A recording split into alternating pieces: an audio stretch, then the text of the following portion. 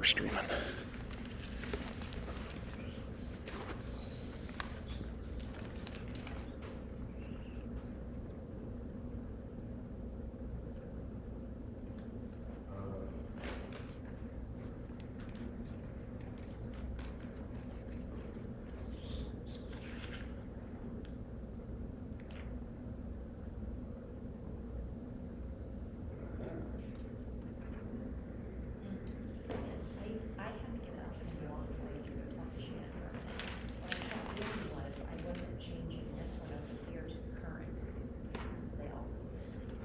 Oh, okay, gotcha. Gotcha. Let's see. Well, what do we get to now?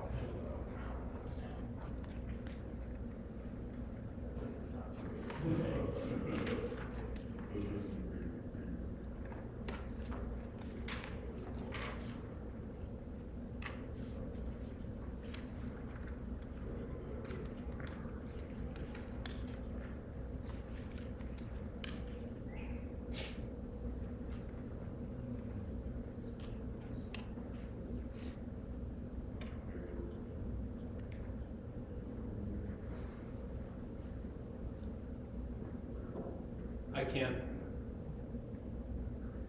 Good. Can you hear me? Okay, I'm gonna turn you up.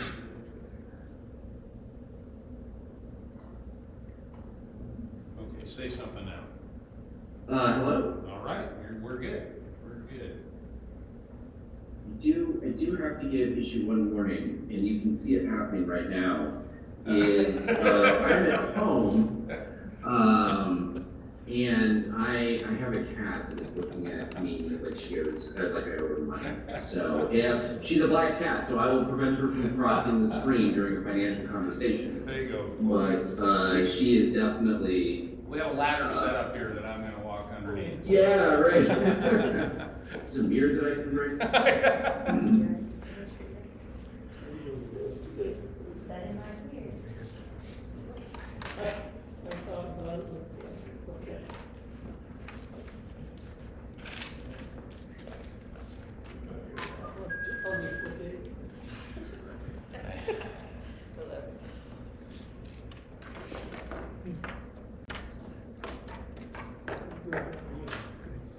Okay, Tim is here again. So. Yeah. I think I can see him all the way back there. Well, he snuck in without me knowing it, so.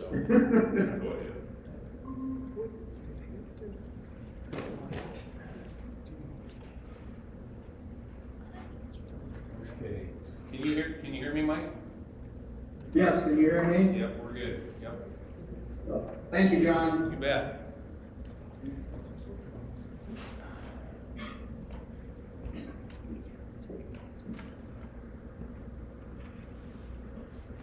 Oh, I can turn it off.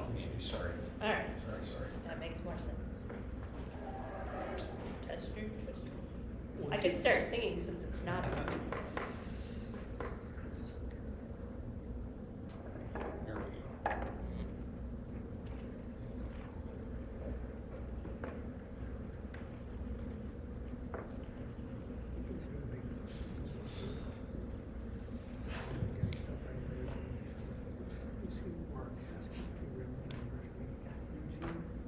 go. Right on. Right on.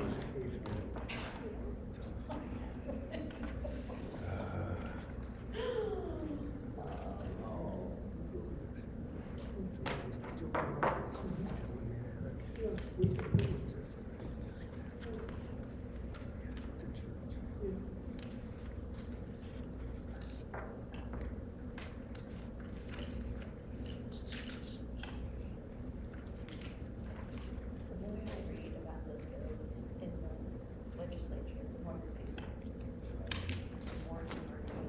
It's A lot made it through the funnel. it's Well, what does that really mean?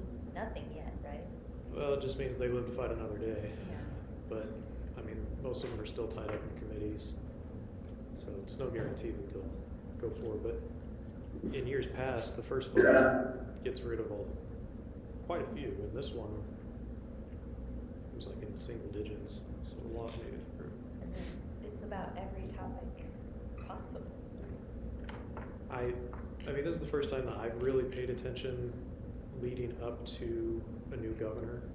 And it seems to me that they are just trying to cram as much through before she and possibly all of them leave office in November.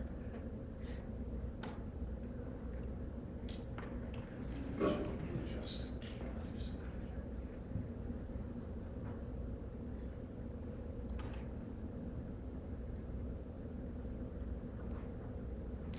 was gonna be trying to adjust a little bit, maybe it doesn't make any difference. You can exclude me from it, that'd be great. I was okay. I don't know. It was fine. I know you guys can't, Ken and Mike, I know you can't It's us see there, just you. all of us, but we're all here.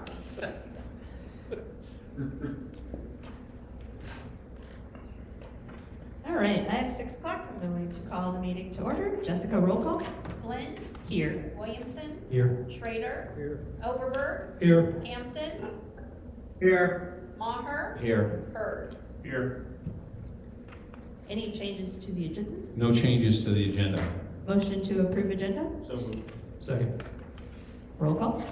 Flint, Yes. Williamson, Yes. Schrader, Overberg, Yes. Hampton, Yes. Maher, Yes. Hurd. Yes. Our first item is our public hearing.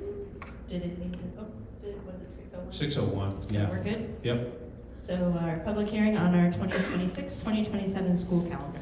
Yeah, I have not, no one contacted me regarding the calendar. Nothing has changed since the 2 weeks ago when we covered this in our regular board meeting. So I don't know if there's any comments. Any comments? Okay. Ronnie? No? Dr. Butler? No. Reininger's in the back, you're good? All right. There's one bill to keep an eye on that has implications on calendar. Again, it's still very early on, but in the bill that there's a lot of talk about the district penalizing teachers for speaking out. It mentions Charlie Kirk, but in that same bill, the school board is supposed to tack on 1 day per day that students walk out and protest. So it would have implications on the calendar. I'm not saying it's going to make it to the end, but something to watch. All right, thus concludes our public hearing, unless anybody else has. All right, public hearing done. Moving on to our work session items, we have a couple guests with us.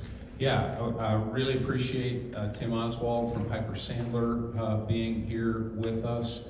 Tim met with us a couple of weeks ago with Josh and Angie were able to be there just to look at our general fund finances and what some of the data is telling us on the general fund finances. And Ken Sturgis is with us via Google Meet. Ken is with Iowa School ISFIS. I know it's ISFIS, Iowa School Finance Information Services. So Ken, thanks so much for taking the time to be with us, both Ken and Tim. And we just really appreciate you spending part of your evening with us. And I know you've looked at our data, our general fund data, and some of the trending that you see, and we can go over that. So Tim, the board members have your charts. So that's at their table, and I can make these bigger, and however you'd like to do it, whatever's easiest. Where would you like me?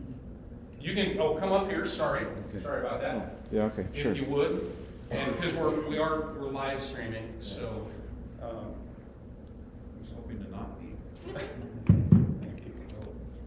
Okay. Are we ready? So, I thought we would try and walk through some charts. I like looking at tables full of numbers, but I recognize not everybody does. So, and Ken is on. Ken prepared the original model that we're working off of. And I've done a little bit of modest tinkering is all, but also built all these charts that are in the model. So with that, I'm kind of starting through, so you'll hear some terms, probably terms you already recognize, but let's remind you, UAB, unspent authorized budget. So sometimes we get a little loose with that term, but UAB is intended, it's the sum of what you didn't spend from prior years that you were allowed to, plus what you're receiving this year in regular program and special ed and LEP and some of the other things that you fund. And at the end of each year, there should be a balance, and it carries over to the next year. So the first chart is intended to kind of show you how the balance is made up. Most of your balance, as would be the case for virtually every school in the state, most of the balance is made up of carryover, prior year's carryover. And this is a look backwards and then a look forwards. So the forwards is 5 years from the current budget. And you'll see there's a little bit of redness there, surplus. So in those years where the red is at the top of the chart, you spent a little bit less than the maximum you were allowed to spend in that year. That's okay. And in those years where the red is at the bottom of the chart, you spent a little bit more than the maximum you were allowed to in those years, and that's also okay. What's not okay is when you do that and all of them go negative. But you're nowhere today, nowhere near that point. And then the yellow line is the ratio. You probably see different guidance. ISB has guidance out about what a ratio ought to be. And so I charted kind of where you are. Most schools saw unspent balance balloon during post-COVID because of all the ESSER dollars that came in. And so ESSER dollars were cash, came onto your balance sheet. And we're going to talk about the evil of ESSER in a little bit, so hold that thought. But for right now, most districts have a trend line that looks very much like yours. The ratio climbed upward, and then it's now starting to climb down as ESSER dollars are gone and you're underwriting the regular program.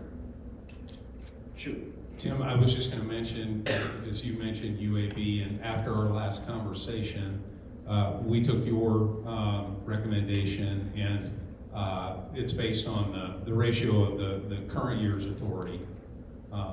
Okay. Is how we did that. Okay. So then the next chart, please ask questions if you have any. So, where do you get your spending authority?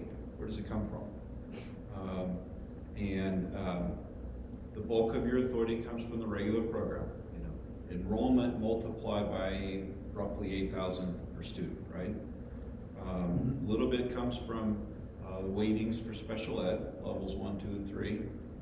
A little bit comes from special ed deficit, or you'll see the acronym SPED. A little bit from preschool, instructional support, miscellaneous income, a little larger group of numbers there. Dropout prevention, and the MSAs. This just kind of shows you the mix of where your authority is coming from, and you can see. I think I want to. What you're going to see right there is a very flat authority going forward. We are assuming 2% SSA increase, but with your enrollment trends, your authority is not going to grow much from year to year. Now, let's pause there. Does anybody have a question or comment about that? Does that make sense? I'm sure it may come up, but throughout the evening, I'm hoping to figure out with what the House approved or is proposing with 2%, it also included somewhere around 42 to 47 million in property tax relief. I'm just curious how a district is able to factor in, one big number like that. Is there any way to know how much it's going to be divvied up and how that affects us and the UAB? So it won't affect UAB. Property tax relief will only affect the tax rate that you and all of your peers around the state charge to your patrons, but it won't alter the authority granted. So I think last week, I was out of town, but I think they talked about 2.25. Yeah. So that's the key number for authority purposes. Now we'll get to tax rates and things like that in a second. Okay. So the property tax relief will come up at that point. Okay.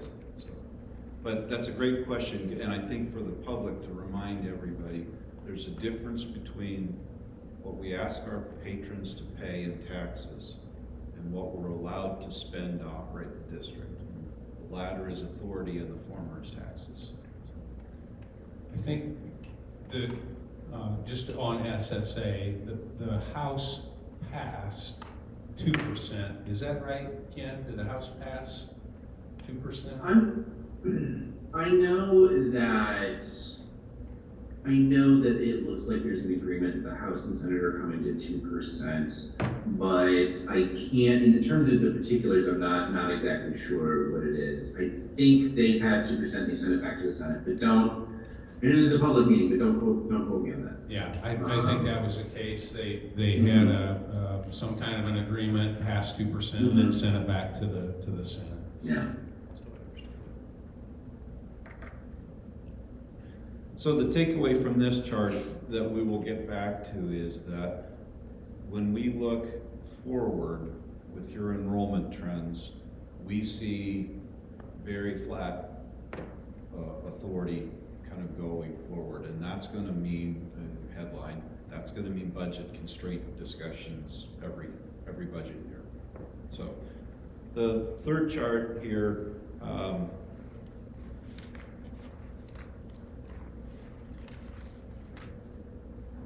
the law allows you to ask for authority, additional authority for certain unfunded items. The largest and most common one is the special ed deficit, SPED. But there's also some others, if you had increasing enrollment or other types of programs, LEP comes to mind. But in your case, what I wanted to show you is the amount of authority that's been granted in each of those years. So 2020, 657,000, and pretty much each year. Now, that's authority, but that's not cash, right? And so to convert authority to cash, this board has to levy the taxes. And the cash reserve levy is part of the budget process. Anyway, so in certain years, you have levied cash to what we call back the authority, to cover off of some of what you've been granted. So in 22 and in 23, you levied over $1 million in taxes in each of those 2 years, 750 in 24, and then zeros the last couple of years. And the reason why, this is where we get into the evil part of ESSER, the reason why is Iowa law limits you from collecting cash reserve taxes if your solvency was 20% 2 years ago. Right? And so what was on if you look, well, we didn't levy taxes for cash in 2025, we were solving for fiscal year end 2023 numbers. Guess what? There was still a lot of ESSER money laying around, and the ESSER money was cash. So your cash balances were relatively high, even though those dollars were specifically kind of earmarked for specific items. I bore you with that because I want you to understand that you've been collecting less in taxes than you've received in authority in each of those years. And the bulk of this is special ed deficit. So special ed deficit are dollars you've already spent. You spent them in that year. So and this isn't a criticism, you could change the name from Mount Pleasant to virtually any other school in the state, and we would be having this exact same conversation. Because of all the ESSER dollars, schools were blocked from collecting taxes to the unfunded items, special ed deficit. And so, yeah, at year end 26, you're about 450,000 of dollars you have spent that you've not yet collected back in property taxes. And we see that growing a little bit over the next few years. And we're making an assumption about how much taxes you'll actually ask for in future years for cash. So we'll come back to the tax rate discussion. Does this make sense? It's to me. I'm sure I'm worried about you. So I have one thing to add, Tim, that's okay. Please. Yeah, just one of the impacts of that rule saying that you can't levy cash if you're over 20% solvency is that it creates this really, I don't know, a chunky tax rate, right? It can create it, right? Because in some years, and especially that look back period that can be multiple years, what it does is it creates this situation where in a specific year you might be under 20% solvency, right? But you wouldn't be able to levy until the next year. And so it creates this solvency, it can, not always, but it can create this solvency ratio that looks like a sine wave. And it can be difficult to account for and try to flatten out that sine wave. So our current tax levy rate appears lower than what it has been in previous years, most likely because of the special ed that we have not been able to levy for. Correct. And oh, I interrupted you. Go ahead. No, that's. I just wanted to make that visible because we have been saying we've been trying to keep it low, and we have, but part of that's because we can't levy for that money based on everything we got from ESSER dollars. And now going forward, we could potentially see those levy rates increase because the ESSER dollars are gone, and we are above that, or we are below that solvency ratio where we are allowed to tax back for those special ed dollars. Yep. You said that correct. The variables here, and that's part of the reason that I think you're playing around with this file is, well, will the tax rates go up or not? And we'll look at that in two charts actually. So this next. Sorry, one more quick question. John, when did our last bond referendum expire or completed? I'm gonna say the general obligation bond, which was for this building and the two additions, when did we pay that off? Probably 7 years ago, is my guess. It was the middle school was the last one that was done, though, right? That was done with revenue bonds, so.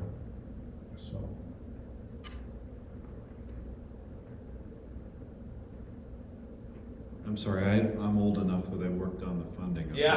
this building. So the next chart then, to Ken's comments about kind of lumpy solvency, you've levied cash in 22, 23, 24. You didn't levy in 25, 26. You have just a very small amount you can levy this upcoming budget year. And then you'll be able to start levying a little bit larger numbers starting in 2028 and thereafter. And you can see those are awfully round numbers at 500,000 each year. And that's this whole tax rate discussion, which we'll get to. We just tried to solve for a number that has reasonable solvency and doesn't cause the tax rates to bounce around a ton. But you can kind of see the chart shows you your solvency ratio. You went way above 25 with all the ESSER money. You drop back down into the teens, and we hope to solve for you staying in the mid-teens. Could this number fluctuate quite a bit if we had somebody with a expensive special ed cost to the district? Could. So, it could, yes. Now, we presume that you would, each year you'd levy back what that actual cost was. And so it might fluctuate downward and then come back up and then stabilize. But there could be a little bit of that. Because it'd still be lagging. You levy Like for 2 it years. after you spend it. It's a 2-year lag, basically. Doing okay? Well, this is riveting. So tax rates. The point Ken was making, in the historical numbers, we've kind of bounced around a little bit. $14 down to below $12, back up to $14. And then what we've tried to do in these outer 5 years is solve for a fairly uniform levy going forward. And so the one takeaway that we talked about a few slides back was, hey, as we start levying for special ed deficit, will it cause our tax rates to go up? And in theory, but in practice, it appears that you're going to be able to deliver a relatively consistent levy. Now, there's some big assumptions there, right? Property value assumptions, enrollment assumptions, SSA assumptions, special ed deficits going forward. There's a lot of assumptions there. So one of the things that's important to is just to kind of continually update your model based on any changes in assumptions.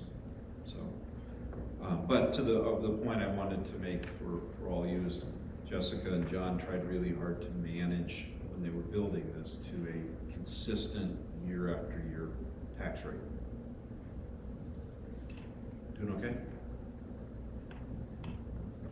The property tax reform stuff would show up here, right? So if we get a one of the bills lowers the uniform levy, one of the bills gets rid of the additional levy. Some of the dollars go into the Peter Fund, which should flow in here. You will see in your case, because of your enrollment trends, that you'll have a little bit of taxes for what's called budget guarantee. John can explain that one better than me. But you'll also see, hey, you haven't hit that for quite a number of years, and so glad to answer any questions. Do you see, I know it's hard to guess, but do you think there's much traction in those major property tax reforms? I'll go by what my lobbyist says. Ken's got a partner who's a lobbyist, so why don't I start and then I'll let him Please. edit. And we think there will be a property tax reform bill that gets passed and signed. We think it will mostly focus on limiting the growth of levies for cities and counties to CPI, 2%, 3%, some kind of number that goes up each year. We don't see the state being able to afford large chunks of big reforms for schools. Their revenues are tight. I'll shut up and let Ken talk. Thanks, Tim. And Tim nails it on the head. I mean, that's, again, I kind of want to put a small disclaimer over here, right? It's really hard to put yourself in the mind of the legislature and what they're actually going to do. But I mean, there has been push for it. I think the major things to watch out for in terms of schools is, and this isn't necessarily part of the general fund, but what are the impacts going to be on, in terms of, your rate limited levies, right? That would be your voted PEPAL, your debt service, that kind of stuff. And again, we're looking at, hopefully we can avoid some of the impacts that the legislature wants to throw in there, like on limits to levying for the management fund. But again, like with all the stuff that's going back and forth, it's hard to know exactly how the legislature is going to come out. I do appreciate, what Tim's talking about, because I would agree with him. Like I don't think the legislature or the state has the funding to take over additionally large parts of school funding, for an extended period of time. Maybe do it for like 2 or 3 years, right? But then you're going to have a problem. And so, I think even though that's maybe what they would want to do, or what some legislators want to do, I don't think that that's going to come to fruition.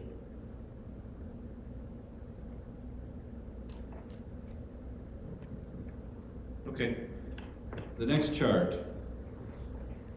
There's a lot going on here. So, what we've tried to do here, because this goes to the heart of why are we having this conversation today. The conversation today is because we need to talk about spending. And so what we've tried to do is give you numbers and then build a couple of charts that illustrate what's going on. We talk a lot in our world about current year spending. What that means is each year we adopt a budget where we plan to spend some percentage of that year's revenues, but not spend any of our carryover balance. Most districts, that range of percentage might be on the low end, 98.5%, and on the high end, 102 or something like that percent. But really, essentially focused on 100%, we spend 100% of that year's resources that year. That doesn't include special ed. Keep in mind that's separate, and that has its own funding mixed to it. So this chart down here, the red bar shows you current year's authority, and look at what is happening to the district's authority. It's flatline. It's not going up. You get 2% SSA, 2.25% SSA, and it just doesn't move the needle at all. Because enrollment, right? Okay, so there's 2 other lines that go with that. What I call baseline, this is a Tim made up name, by the way, baseline spending. So current year spending plus some inflation. So we give out wage increases, 2 3/4, 3%, whatever the number is each year, right? No other adjustments, just kind of current plus inflation. And that's that kind of grayish bar. And look what happens as you go to 27, you're a little bit above current year, you're spending on baseline a little bit above current authority. 28, a little bit more, and 29, 30, and you're well above baseline's authority. So then the bluish one is what I call revised. So this is where we take, you might call it cuts, budgetary adjustments that need to be made in order to keep the spending in line with the current year's authority. And then the chart to the right of that shows you your ending balance, unspent authorized balance, using those 2 assumptions. And of course, they're the same through 2026. The ending balance historically is a factual number.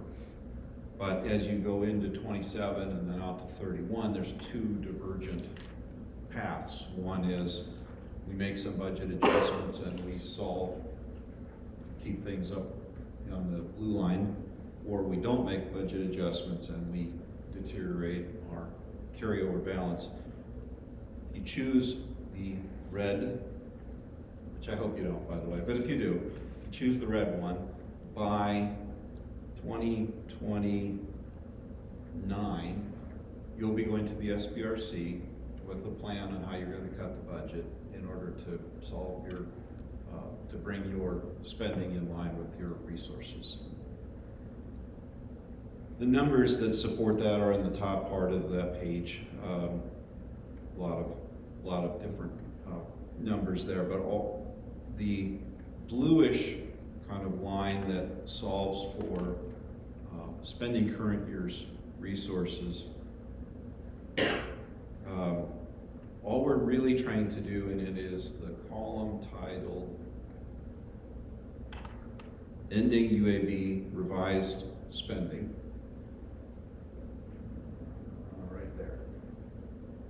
And all we've tried to do is not have it get a lot larger or a lot smaller than where it is. So while not having big swings from one year to the next. So if I could offer a couple of pauses here. Number one is, congratulations, you're not in a financial pickle, right? You're doing okay. Your solvency's pretty good, your spend authority's pretty good. We go to a lot of districts where those two things are not true. And so it's a much more difficult discussion. I'm glad that we're not having that here. The bad part of the discussion is that it's in this 2% world with declining enrollment, you're staring at continual needs to make budget adjustments and cuts, if you want to call it that, downward movement in the budgets going forward.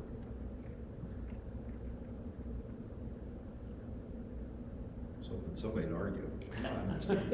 I think the only other discussion we had on that was, well, the model goes out 5 years, you really can't make plans 5 years out because we know any number of factors. So you're going to see that, but you're really making plans for the next couple of years as you go. And then each year you're looking at it to see how that's changing 5 years out, but your current plans or spending adjustments are going to be on an every year basis. And you're not going to necessarily make a plan for 5 years out because it's just too many variables there. I think that's a really important point. People that wander around and do what I do and that wear Jessica's hats, we like to use cautious or conservative assumptions. And then when you layer conservative on top of conservative, what ends up happening is you exceed that, or it's not quite as bad. And we should all be happy, right? But, well, the way authority works and the way solvency works is exceeding. Underspending means our solvency goes up, which then triggers we're locked out of being able to levy cash for special ed deficit, which means our solvency will go back down, and all of this affects tax rate. It's really hard to deliver a consistent tax rate when our solvency is bouncing all around. And so it's important to test your assumptions and use multiple ones. And the nice feature about the file is you can tinker with, it's Excel, you can change the SSA, you can change the enrollment, and bang, you'll get your numbers. So I would, if I were to caution you one thing, it's don't layer too much caution over top of caution. I would say the other point to that is that we're receiving that money for our students and our staff, and we need to be, obviously that's why you want to spend as close to 100% of your money on your students or else, right? What could you be providing them that you're not if you go too conservative?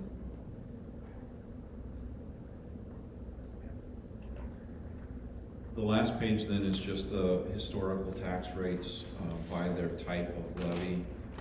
It's actually 10 years since we had bonds. 2017 was the last one. Uniform levy, that's that 540. The additional levy, that's all general fund dollars. Budget guarantee, instructional support, the management, PEPLs, in your case, cash reserve, and the bonds that paid for this building. And, you know, your tax rates have, Here's the, oh, Paul? lost Kim. There you are. You're back? Thank you to the tech resources. So you can see we are, your tax rates are lower today than they were 10 years ago. Now, assessed values are different than they were 10 years ago, so a person's tax bill may not be lower, but the rates themselves are. We don't see that deviating very much going forward.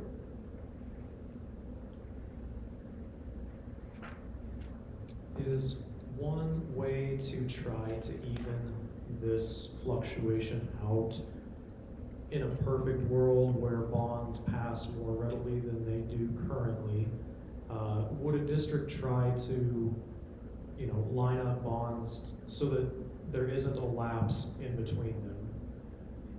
Assuming that there's a continual need, would it make more financial sense in trying to keep tax levies in a consistency, having back-to-back bonds, so that you don't see that fluctuation? I don't want to tell you, do this or what you did in the past. Everybody's facts are different. What I would tell you is there are a lot of districts that do as you just described. They vote something, they work to pay it off, they message to their patrons, hey, we have something else coming, we're going to extend the levy, we're not raising the levy, we're just going to extend it. They vote that, they extend it. You know, the practical reality is we didn't do that here. And so if we were to go vote something now, we would be asking to increase that which we let decrease 10 years ago. I'm not going to say that's wrong. You won't get me to say that. But a lot of districts do as you just described. Tim, can you talk a little bit about these numbers here in the model? So we talked about this a couple of weeks ago when we met, because I have been sharing with the board the need for the budgetary reductions, and some of your modeling includes one-time cuts going into next year, 1.3, and then 500,000 each year. And then what I and I know I mentioned this when we met with you, was could we do this in at least the initial, that 1.3, in two phases, you know, a phase 1 year and a phase 2 year. But what your model is showing is an initial to get back on track of about $1.3 million, and then based on enrollment decreases of 35 students each year, and $500,000 a year then. Yeah, I mean, that's essentially correct. I mean, I can talk about the assumptions that we put into the model a little bit. I mean, we've already talked about enrollment. We've already talked about SSA a little bit, right? We're assuming it's 2%. We assume enrollment is minus 35 kids a year. And that is somewhat in line with historical changes and with the DE's projections. The DE provides projections every year. And then what we did is we looked at the historical growth rate of your budget. And we got to 2.34%. And then we started, building that with data, starting in 2025 is the last hard data we have from your CAR, your comprehensive annual report. And from there, even in 2025, you're running a little hotter than your current year authority. So Tim was talking about how one of the ways that we measure this is we say what's happening with your current year authority and whether or not you're matching up to that. Are you spending more than your current year authority, in which case you're burning down some of that UAB, or spending down some of that UAB? Are you spending less than your current year authority, which means you're building it up? And so in 2025, we've got you spending 103% of your current authority, which isn't, like, that's not an impossible number, right? But that is something that you need to look at. Excuse me. That is something that you need to look at and figure out if there needs to be changes. And so just based on the modeling that we did with increases of SSA and students for 2026, it looks like you're going to achieve those same kind of numbers.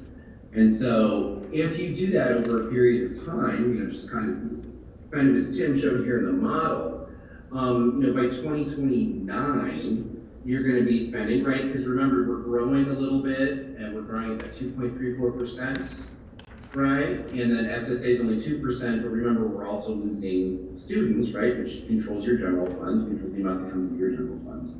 And by that point, in 2029, if you do nothing, you're spending 110% of your budget, right? Which is, that's going to be a much larger correction moving forward, looking at making changes in 2027. I mean, I think, you know, and I don't know how specific we need to get or how granular we need to get in the model, but it does show, like, you guys have enough UAB due to the stewardship of your district that if you wanted to break it into 2 years, you could, although that costs some of your UAB to do that, right? But yeah, so just based on just the modeling data we have, like if you wanted to bring the district back into alignment, back where you're spending that 100% of your current year authority, like Tim talks about, you're going to need to make about a $1.3 million cut in 2027. And then kind of going on, as we're kind of looking at that, you can see that your, you know, baseline authority is pretty flat. So on page 6 of the handouts that Tim gave you, if you look at that current year authority column, you know, it stays at about 25,400,000 in the intervening years.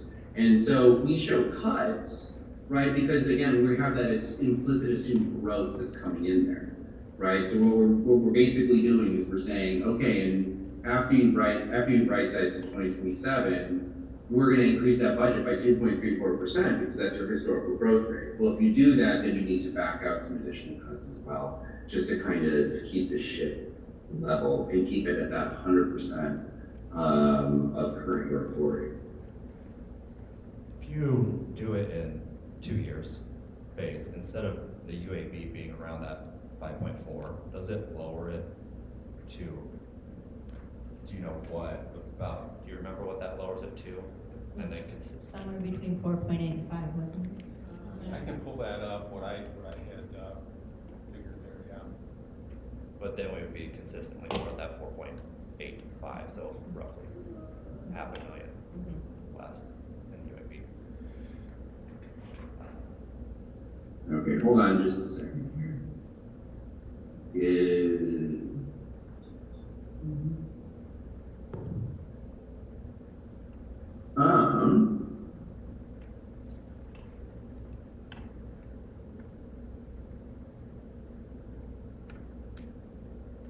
So if you do that, sorry, I'm making live changes here, which is one of the powerful things about models. You can run a lot of scenarios very quickly.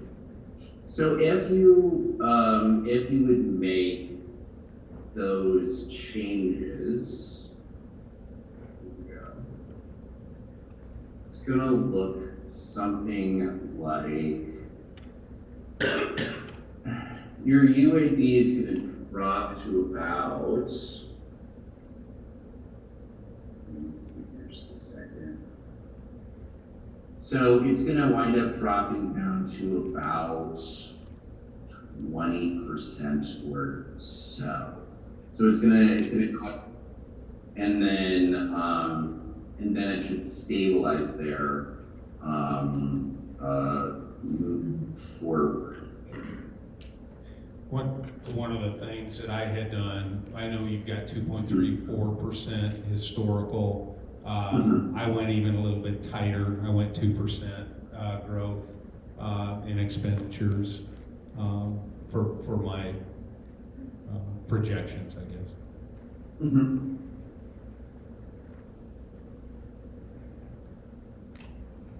Yeah, and oh, go ahead. Oh, I'm hearing myself, never mind. Yeah, those projections are, and I think that's reasonable in the circumstances, right? You're looking at the future, you know that the cuts are potentially coming, and so I think that that's a particularly, apt to change the model at that point.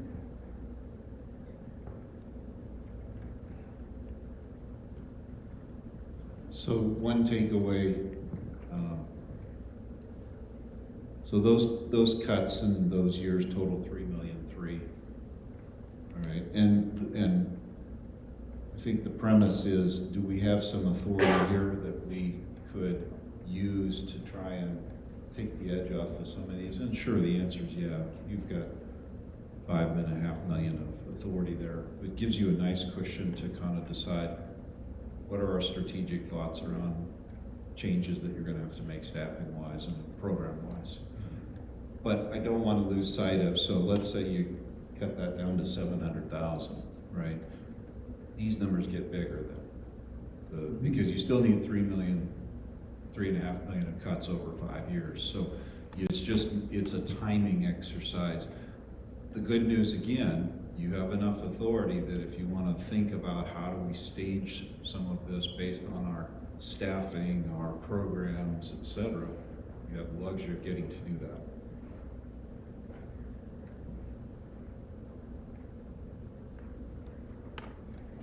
I think, in my opinion, this 1 year is jam-packed full of assumptions, more so than maybe next year. Again, this is my opinion. Like I stated kind of before the meeting started, we're looking at midterms, and we know that there will be a governor change. Obviously, we can't predict which party or who's going to get it, but we do know that that's going to be a change, and that's a big change over what we've seen in the past 10, 12 years, right? Could be a switch in majority in state legislature. So what I'm saying is there's a potential for a higher SSA depending on the state of things come November. Obviously, that's not something to hedge all of our bets on. But I think that as compared to how many changes we would see next year, it's minimal as compared to a big switch this year. Now, the other caveat, like I was also saying, is it seems to me that knowing that there's a change in governorship and potential majority party, there seems to be a lot of things being trying to cram through. So where I'm going with that is we might see kind of a boost in ESA dollars, encouragement for students or families to leave public schools and move into the private charter sector. So that could offset the gains that we might see come November, depending on how the winds prevail, right? But to me, there just seems to be so many variables in this year, just on legislative possibilities alone, that I'm fearful of making a big change all at once in this first year. I like the idea of 2 phases, but maybe I'm just optimistic, but I'm hopeful that in a year, we will see something that's a little bit more stable or giving us a better glimpse of what the next 4 or 5 years would look like. Again, nobody has a crystal ball, I don't, but there's so many unknowns in this year that we just need to be careful. Not too conservative because we have to make adjustments. Correct. But I think most of our conversations and some of the things that we've been presented is that there isn't a current plan to take it all in 1 year, and that we would be figuring out that plan for 2 years. I have a question, and I don't know if you guys will be able to answer or address it, but if I throw it out here. If you go to John, would you mind pulling something up for me? Go into the itrreportcard.org.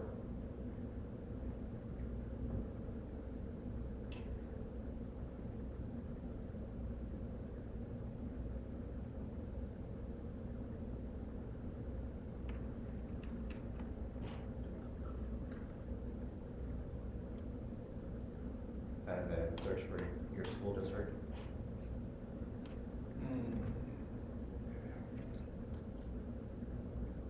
Hey, is anyone familiar with this at all?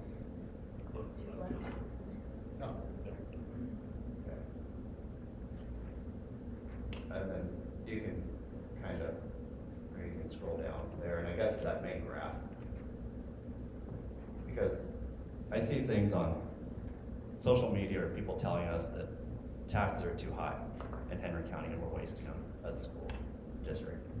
And so you go to this website, Iowans for Tax Relief, I think, and you kind of get Mount Pleasant's report card, and if you scroll down there just a little bit,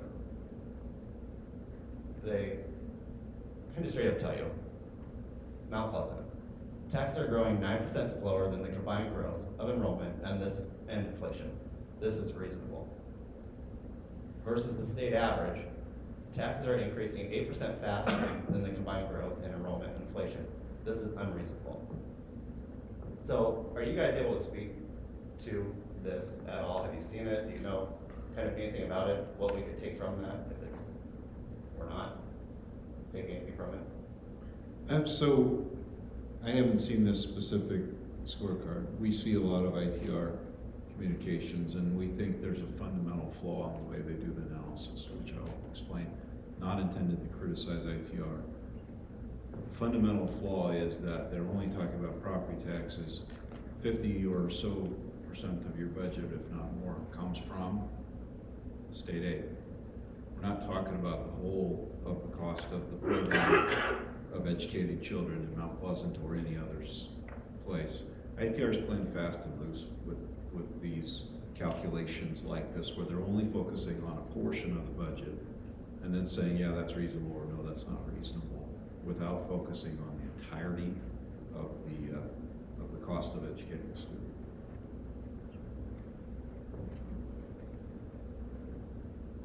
Ken, are you able to speak to any of that, or no? Yeah, I mean, I've seen these graphs before. I mean, it does look pretty slick.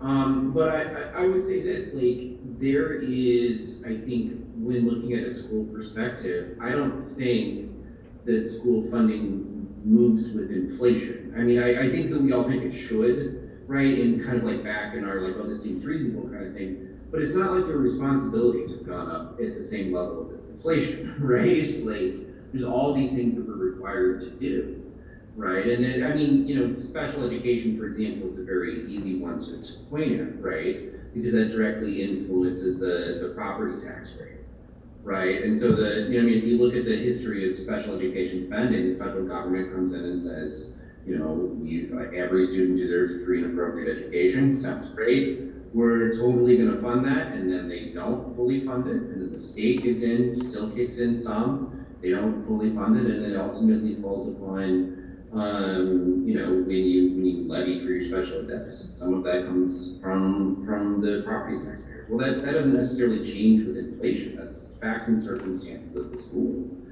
And again, just with whatever else is happening in your school, if the school needs a building, their tax rate's going to be higher for a couple of years longer than everyone else's. And the idea that you can, you know, and you know, kind of the broader idea, you just can't go, well, inflation was this, so this is unreasonable. I mean, there's 325 school districts here in Iowa, and they're all, I mean, I kind of love this. They're all unique in their own special way. And so that means their property tax rates are all over the place, right? Because they're all going through different things. And so, you know, I mean, I think Tim's analysis is also correct. I mean, you're kind of, you know, you're not including what actually is going on in the school's budget. But I think there's a broader stance of saying, well, your property tax rate, I mean, because that's what the graph is really saying, is your property tax rate should be tied to inflation involvement. And there's just so much stuff that goes on in the school district that's just, I don't really accept that premise. Thank you. Hmm. I mean, really, in our eyes, that actually looks pretty good, right? Agreed. I mean, even with the fast and loose stuff, they're saying, yeah, you guys are good, right? So if anyone come to us saying our taxes are bad, we could even go say, they're saying that we're pretty Well, good, even with their fast and loose math. I would just, as as both these guys said and have pointed out, you are, any district in Iowa is one special education student away from having a $600,000 special education deficit. That's the reality. And that affects property taxes. And they're not talking, Iowans for taxpayer relief, they're not figuring that if you just tie it to inflation, we have to serve kids. And kids come with all kinds of different needs. Having come from a larger area before I moved here, I love the property taxes here. They're so much lower. Can you hit a little bit on the budget guarantee? And I know in a way you have with what we've talked about, but using more of that language, I mean, we're finding ourselves going to be on the budget guarantee, and we might for a while. That has and again, you've kind of covered this in other ways, but that has implications on what we will decide or not to levy to gain that. But there's also proposals that could change as well. I know that the Democrats were proposing 103% instead of 101%.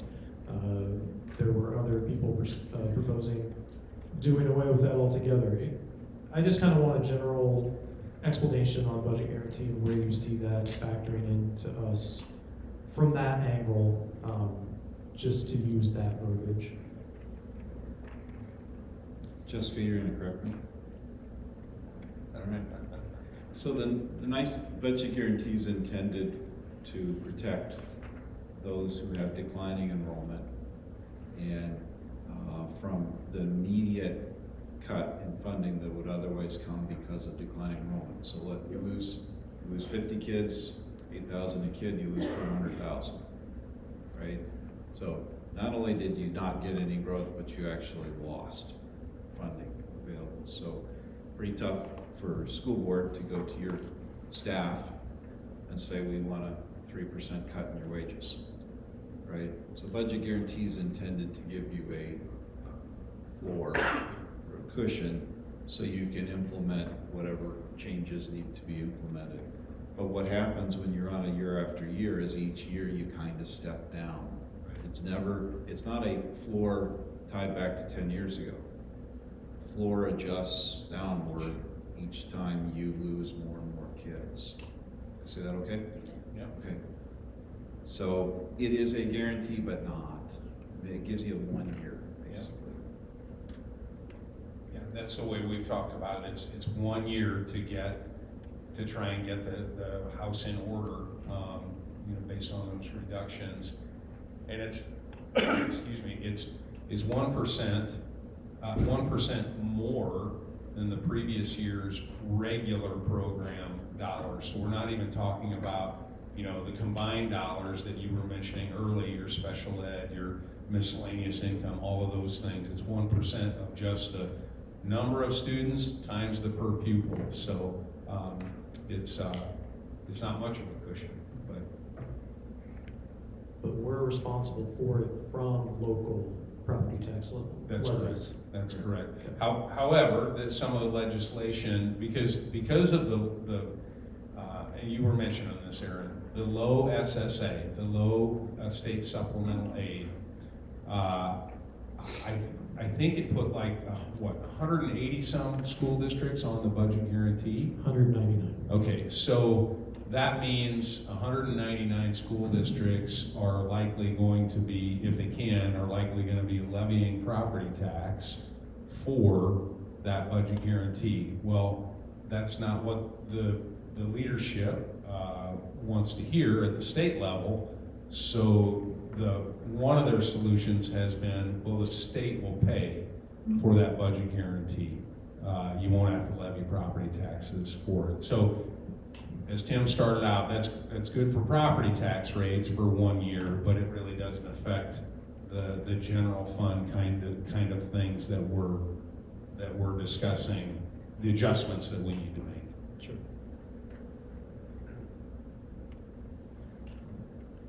You probably heard this, but in an interesting twist, if you'd gotten 4% SSA, budget guarantee for most districts goes away or becomes a very small number. To me, it's just kind of interesting how the lower the SSA, the more districts and the higher the property tax that goes with it.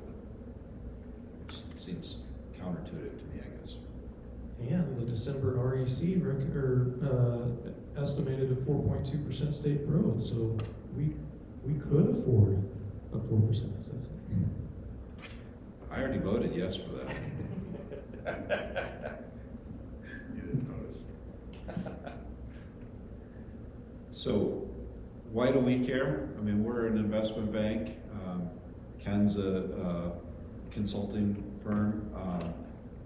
Our clients have to access the markets when they borrow money, which I think at some point you might.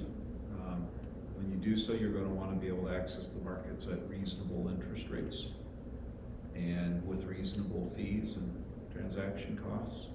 Solvency matters.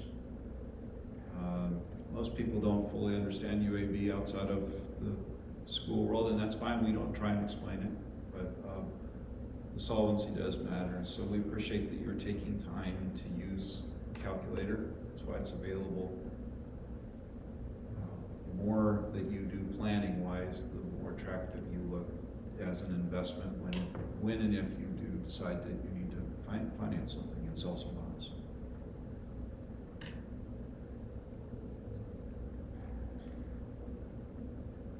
Tim, does solvency matter equally if you're talking about general obligation bonds, voted bonds versus revenue bonds? It shouldn't. Yeah, your point is fair. A revenue bond would be paid from the sales tax. Solvency shouldn't matter, right? It's what's the tax, what's the enrollment trend, what's the tax coming in, how leveraged are you against the tax? The rating agencies have decided when they write up their methodology that the number one test they will use is cash, liquidity. You can choose a different name for it. We call it solvency in Iowa, but it all has kind of the same ring to it. And whether it's a GO bond, a PEPL note, or a revenue bond, ratings will be based on the same basic calculation, and then they adjust from there. So unfortunately, it matters, though it shouldn't.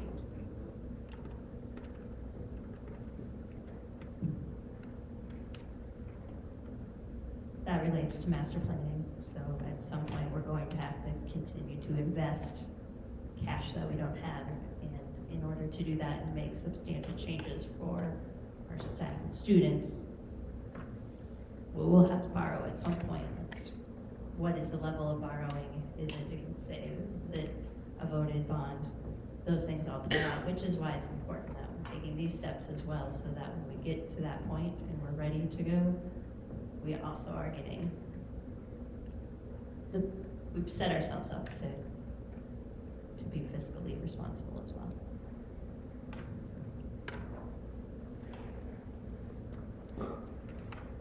I appreciate your time. Any other questions?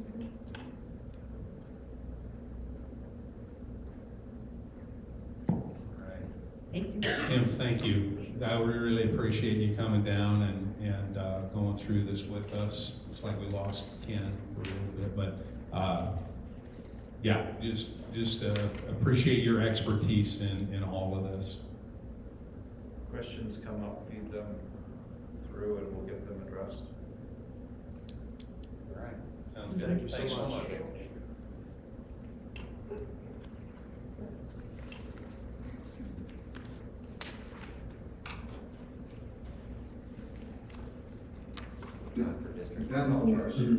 No, I mean, I'm back. Tim just signed off, Ken, so I think we're good unless you have any final comments. No, I don't. I appreciate being here, and I appreciate getting the opportunity to answer questions and yeah, I always enjoy the experience of a board meeting, so Yeah, thank you so well, much. Yeah, thank you for taking the time, and we just, as I mentioned to Tim, we really appreciate your expertise on all of this. Thank you so much. You bet. Thank you. All right, goodbye, everyone. Good night. All right, Brandon, did you sit down? You come back up. Next, we have district technology update. Brandon, I will let go of this. And you can take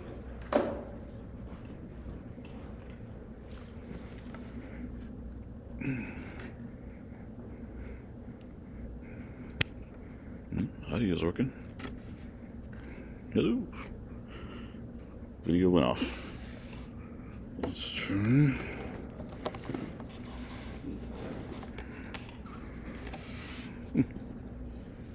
Well, they can hear you, but they can't see you. I can barely hear you. Can you hear us? Can you see us? I'm sorry. No, he's on Google. So. Okay. You can hear us when we talk into the microphone, though. Mike?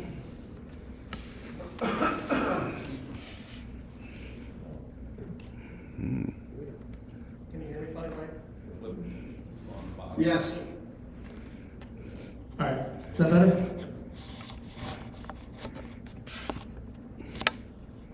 You can try to reset the camera. And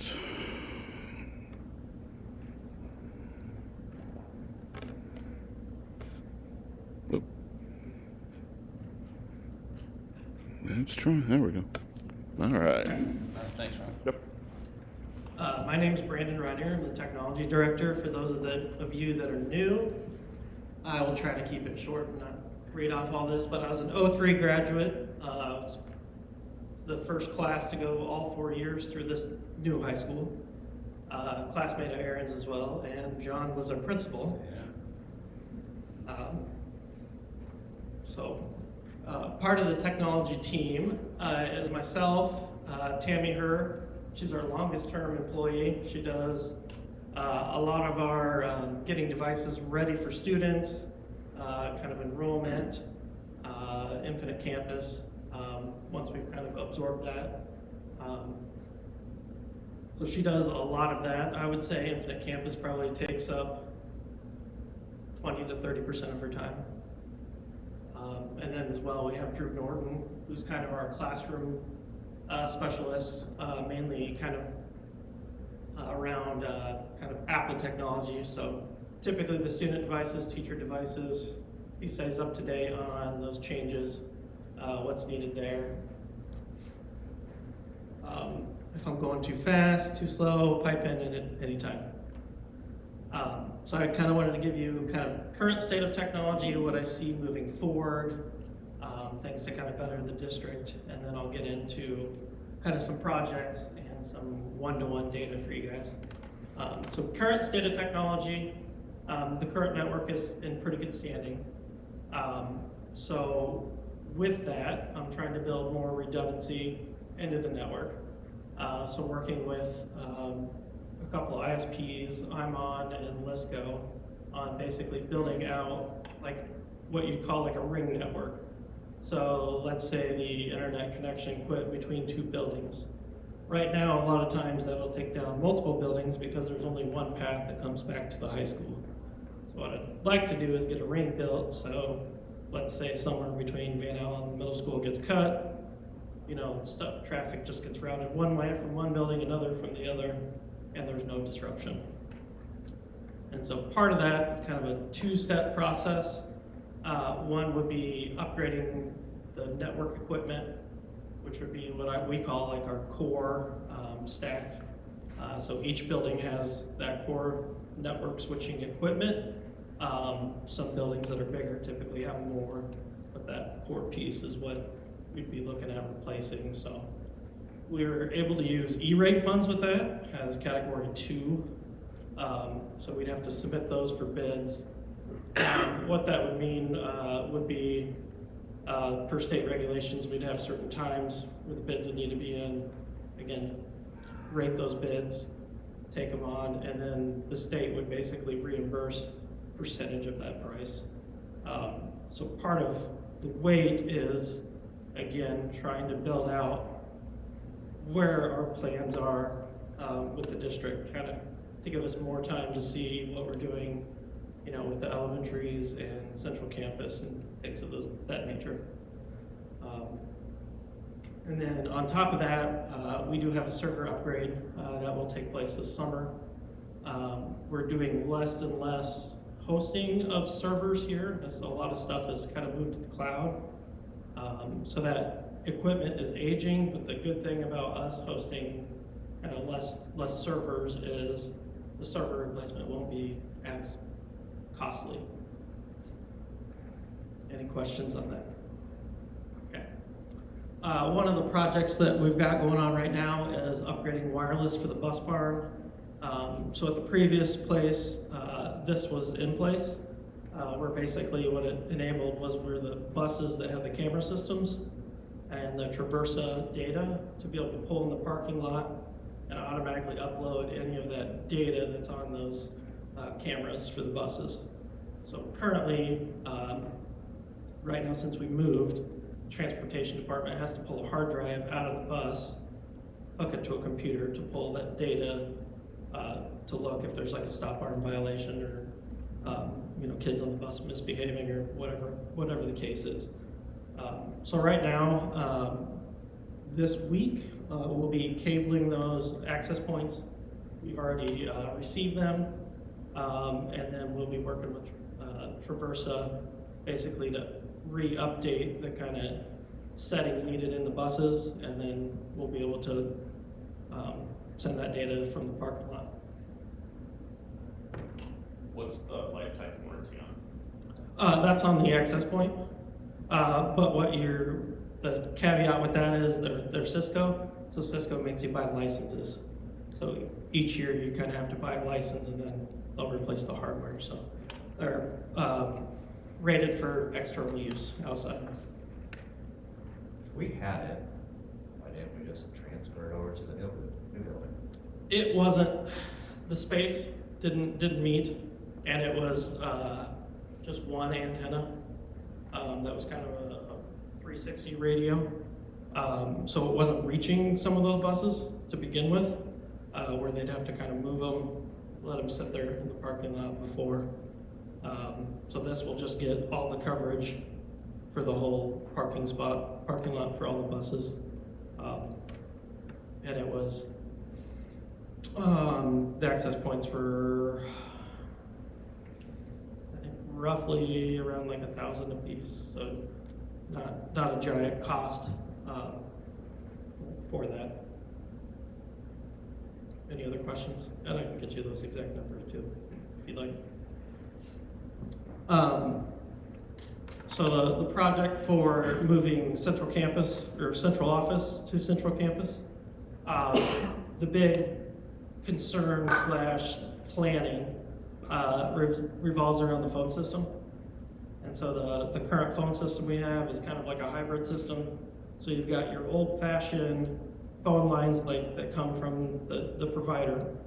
And then we have the digital system, and then basically everything just works together in your guys' terms, right? So basically what we have to do is get those central office phone numbers into central campus. So with that, Windstream has to bore underneath the road. So the pedestal is basically just east of the PEO building where the phone lines are.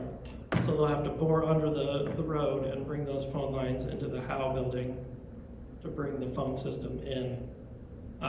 So I'm currently working with Windstream right now with the project manager on getting all that planned out, where the cable path's gonna go, you know, planning in case there is a parking lot or any other changes going on there with Chad from the maintenance department.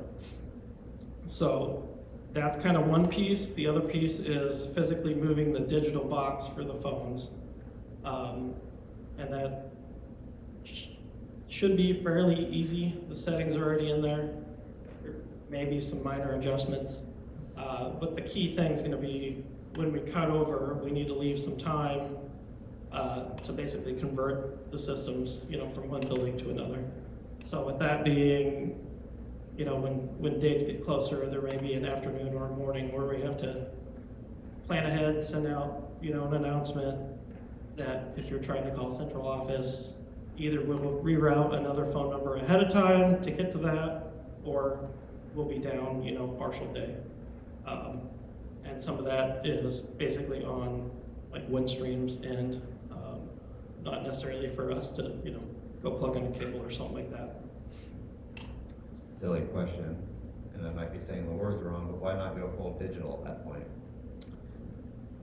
Because the system that's already in place would be really hard to go full digital with that piece and still have all the other integrations working.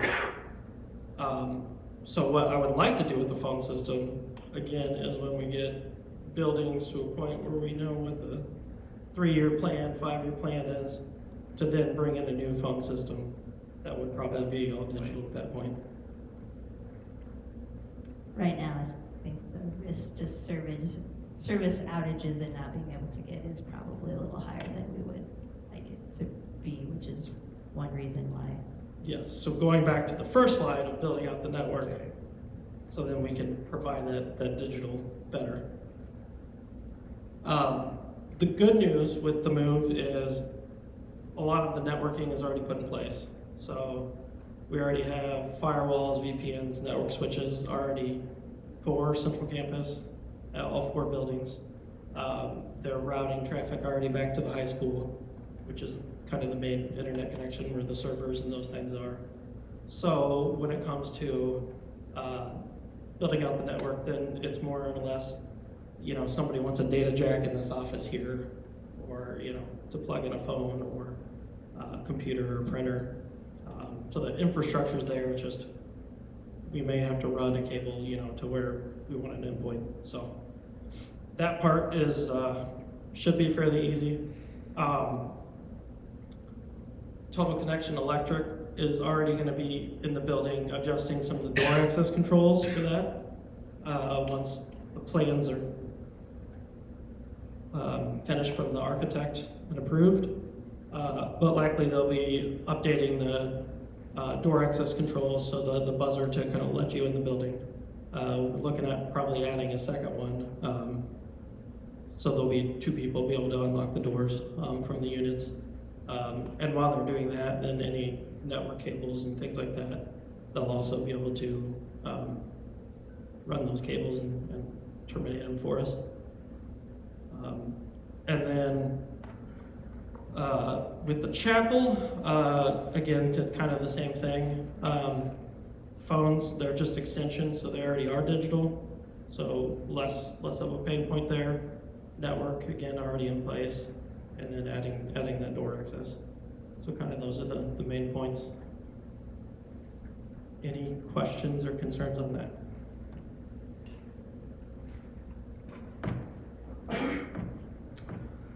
So the one-to-one program, the switch, it saved us a lot of money going to iPads, as you guys all know.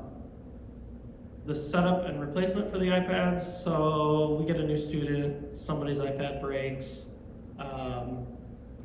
things of that nature, that's much easier with the iPads.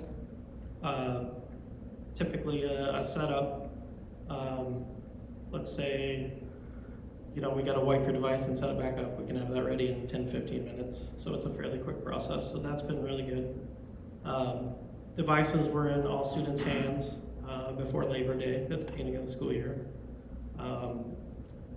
Everybody technically pretty much had them day one, but the caveat with that was we had to get them logged into everything. So we typically start with the high school, get them logged in, go to the middle school, get them logged in. A lot of the elementary stuff is a lot more automated with the QR codes for that login process. Typically the middle schools that has kind of the most trouble. Typically it's the bigger change you know, remembering those passwords and resetting passwords, things of that. So that's where I wouldn't say necessarily day one by the time, you know, we were able to help everyone. So that's why I stuck with the Labor Day as a date there. One thing that's still been a positive change is the middle school keeping the iPads at home. We've had a lot less damage, bullying, things of that nature.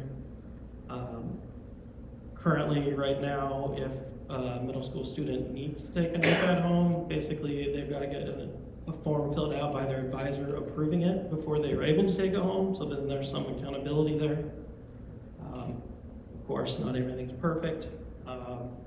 You know, they may need a charger and forget to bring the charger back, and then we're fighting for a charger, but all in all, that's gone well. Another good thing of the iPads is the state testing software works really well on the iPads. So in years past, at the high school and middle school, when they had laptops, student had trouble, we just go give them an iPad. We knew it was gonna work. And then didn't have to take time to, you know, fix the issue right then. They could get in, test, we could fix it, so they're ready for the next day of testing. So I don't envision many issues whatsoever with the state testing. Any questions on that? The fourth bullet point about staying in the building, that was the case previously also, wasn't it? Yes, this is the third year.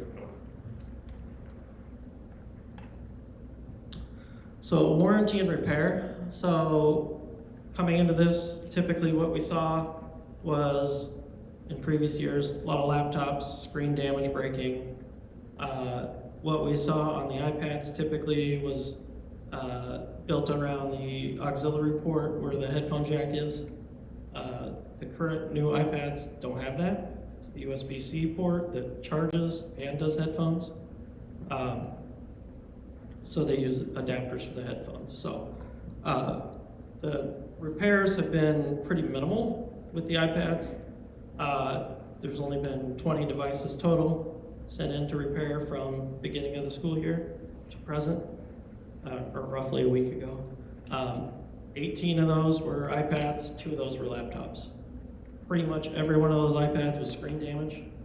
And so typically what you see is the damage from drops, pressure points, so they could be in their book bags, their lockers, you know, shoved in, close their locker, things like that. So that's typically where most of the damage has been on those. Where before, we saw a lot of the headphone jack port, which no longer exists in the iPads.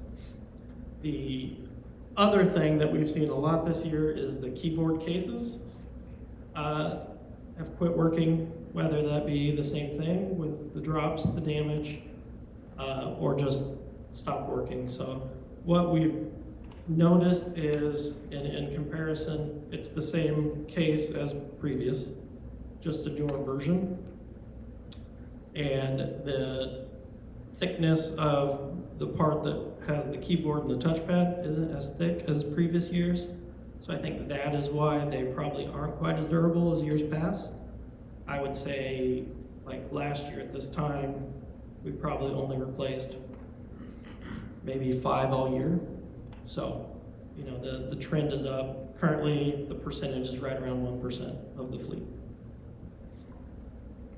Any questions around that? That's all covered under the lease that we have with Apple, correct? So it doesn't matter if we send 20 in versus 76, it doesn't cost. Except the cases. Okay, cases do cost. Yes, the cases cost, the devices have Apple Care. Okay. Yep. And then, so some comparison for iPads versus laptops. So what we're seeing is the iPads have shorter battery life than the laptops. Sometimes they struggle to kind of get through all day. One caveat to that, I would say also is, now that there's no cell phones in the buildings, you're probably using these devices also more than we were, especially at the upper education levels. A current complaint is the smaller keyboard, a little harder to type for those that are especially older. or bigger fingers. And then we also have had trouble with some SEC online courses. And so we've tried working with SEC. We've also reached out to the AEA and talked to other districts, and they kind of all have the same pain points with working with the colleges, the local colleges. So we're not kind of alone in that, but with the iPad piece, what we've done is we kept some fleet of the old laptops, so we set those up for loaners. So we have loaners come in, so a lot of times you'll see those high school students come in, check out a loaner in the library, do their SCC classes, and then check the laptop back in. The keyboard case, sometimes kids will say it's glitchy. Really what happens is there's connection points inside, and sometimes those kind of get unaligned. So sometimes we'll have to take the keyboard case off the iPad, put it back in before it works. Sometimes restarting the iPad works. And sometimes, again, just because the kids are hard on those things, that, hey, it's, starting to have issues, odds are that it's probably going to quit working and then need replaced. I already mentioned the headphones, but we purchased adapters, we've purchased extra adapters, and I don't have the numbers of kind of how many have broken, but typically where we've seen is the K5 space where those adapters are not lasting, all year. Luckily, they're fairly inexpensive, but it's just, again, another piece, another change. Where before you had the headphones plugging directly into the iPads, now you have to use an adapter. So every once in a while, one of the two things can come loose, and you've got to, unplug, plug in right when you're already in the middle of, trying to listen to, coursework. So, and then another thing that students aren't able to do is basically plug in and print. So typically at the high school, what the students were used to was they'd come, bring their laptop in, plug into the printer in the back, print what's needed, and then go about their day. So currently, what we have in place is they're just able to email the teachers and print. Talking to other districts, it seems about 50% on what other districts do. Some allow to print, some don't. So that's something I want to investigate on, because there are some of the districts that are able to basically put the student number on those prints that come out, so then who's printing and kind of can manage it that way. So that's something I'm investigating, trying to implement over the summer. Because would that mean you would enable Bluetooth connections? Is that?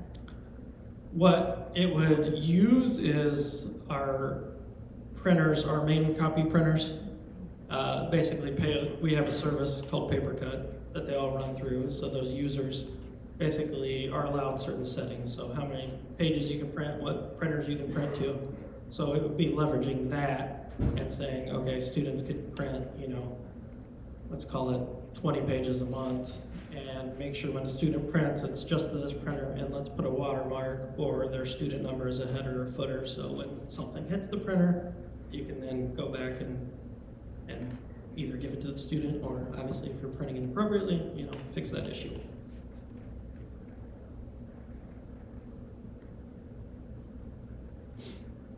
So, on that, Apple is actually, on March 4th, having a new event with their new products. So with that, they are expected to announce a cheaper laptop for education.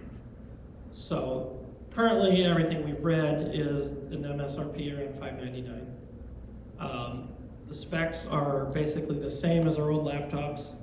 So our old laptops had an M1 processor. Battery life was real good, especially the first couple of years.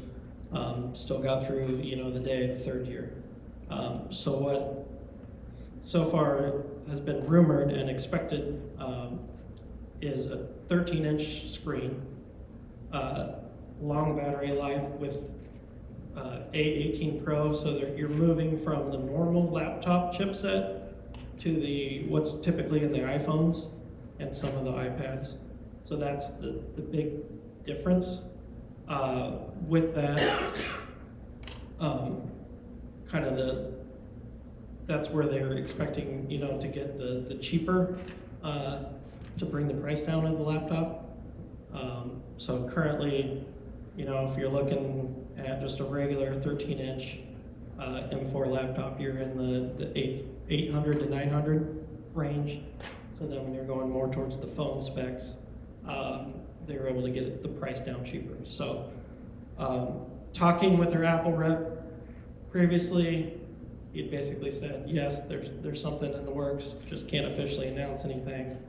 John has already reached out, so as soon as we, you know, they can provide that information, then we're expected to get more details on what we can provide you guys, about what our options are with the current lease, the buyback, Yeah. replacement. I actually have some of those. He just, end of the day today, Nick sent me a spreadsheet with some of that information, so we can take a look at it when we look at these numbers. But it's all the question mark is Apple they never show their hand, you know, until that event. So we all think there's going to be a cheaper laptop, but we won't know until that March date.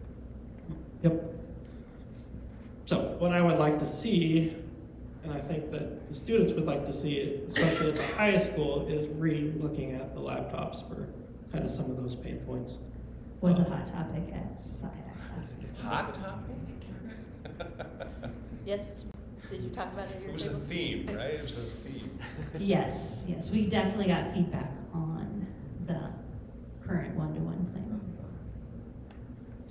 And then I got the budget plan, so I'll uncast and let John share. Yep, I'll pull that up.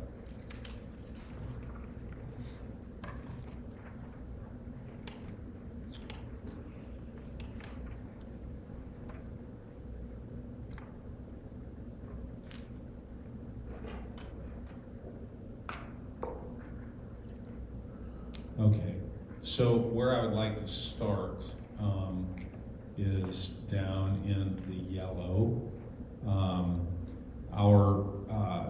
We're estimating that at the end of fiscal year 26, June 30th, 2026, we will have a PEPAL balance of just over $3 million.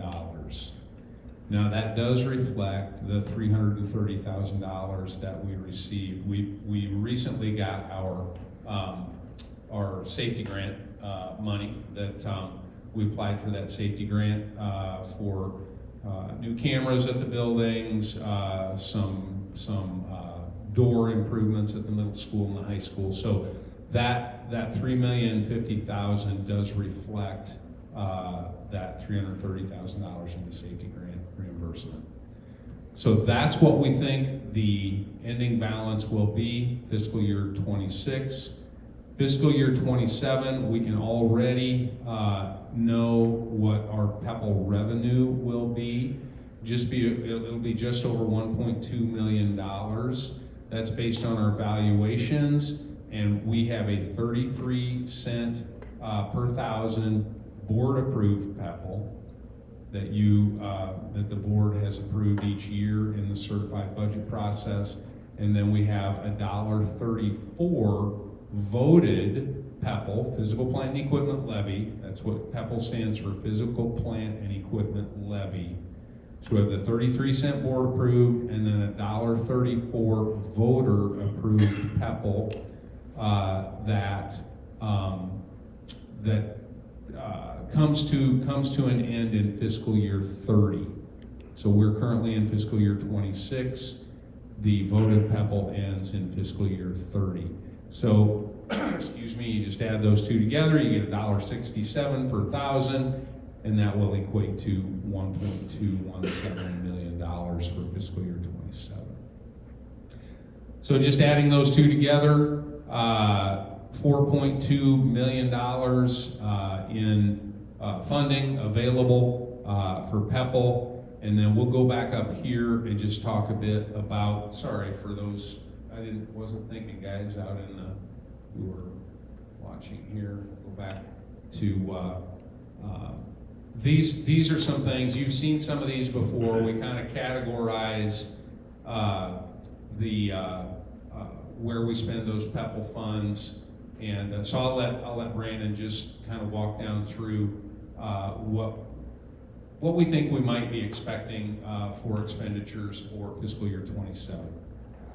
Yeah, the big piece of that one is the 25,000 for the upgrade switches.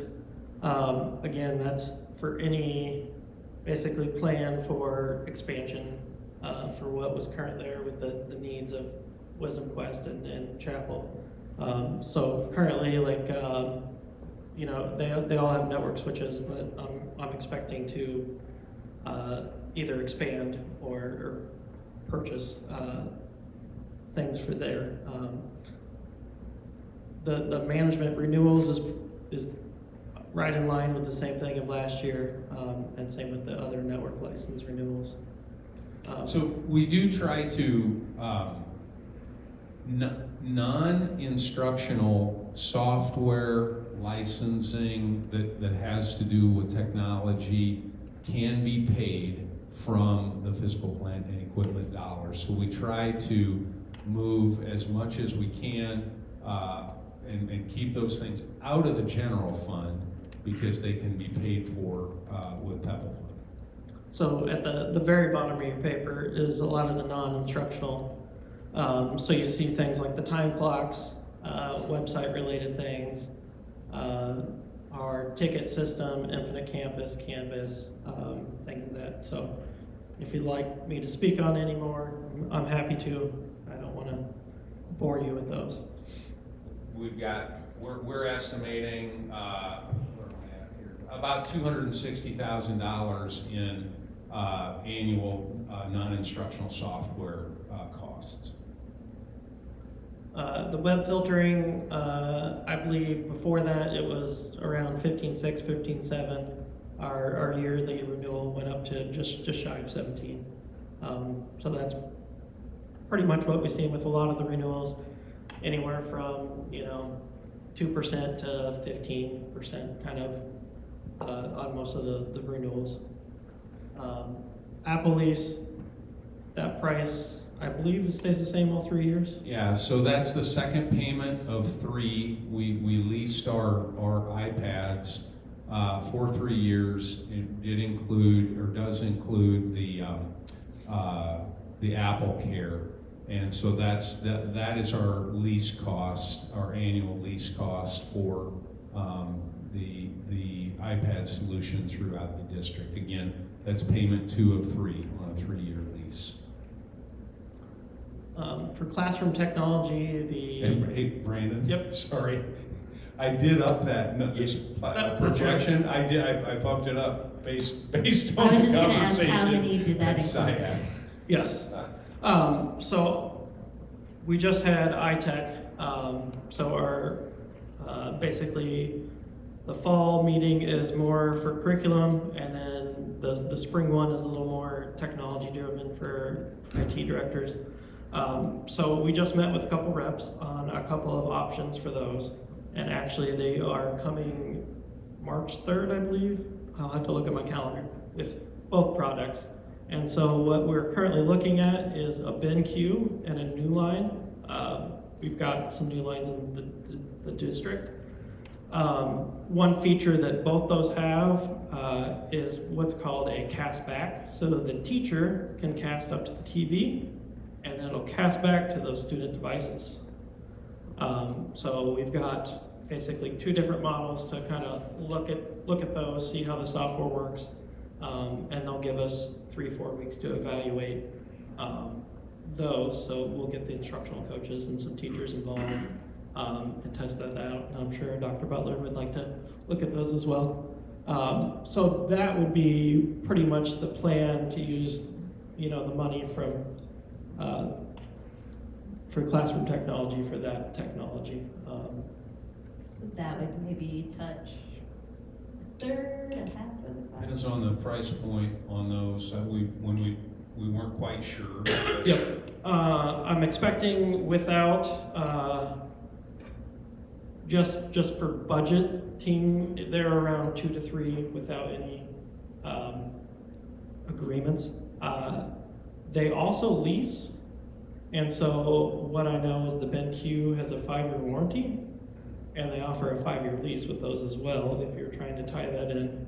I don't know about the New Line brand yet on what their warranty is, but I do have kind of some MSRP numbers. Ideally, we would probably try to replace everything at once.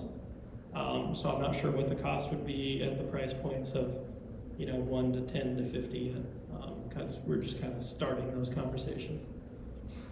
Currently, can you speak to, there's different technology, would you say by grade level as opposed, because the elementary teachers have the Yes. smart boards.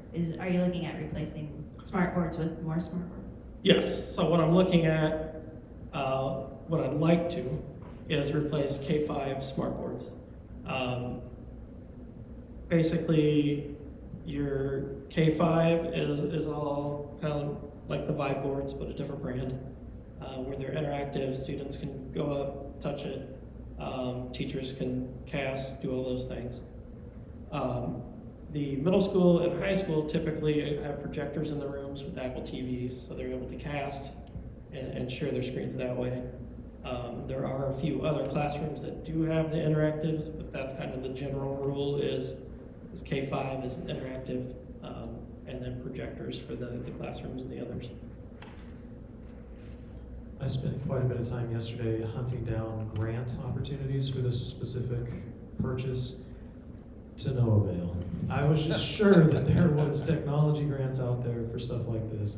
There are if we're creating completely new programs, like brand new STEM programs of the sort, you could kind of factor this in, but as much as I tried, there not a whole lot of grants out there right now. That was a common thing among the elementary teachers was their smart boards were end of life, and while they work the majority of the time, they're having more and more frequency of issues. Yes, yep. For safety and security, basically you're talking, so the badge door to badge into the buildings. So currently at Central Campus, the chapel does not have anything. So that would be basically looking at mainly the chapel, if there are any other needs for Central Campus as well at the Howe building. But there's currently 4 credentialed doors that can be configured at the Howe building right now. We try to build some of that stuff in every year because what do you call them, Brandon? Where you actually put your fob up against it, or Yep, the badge reader. the badge reader. Those we just try and build some of that stuff in each year because technology it does get old and gives up.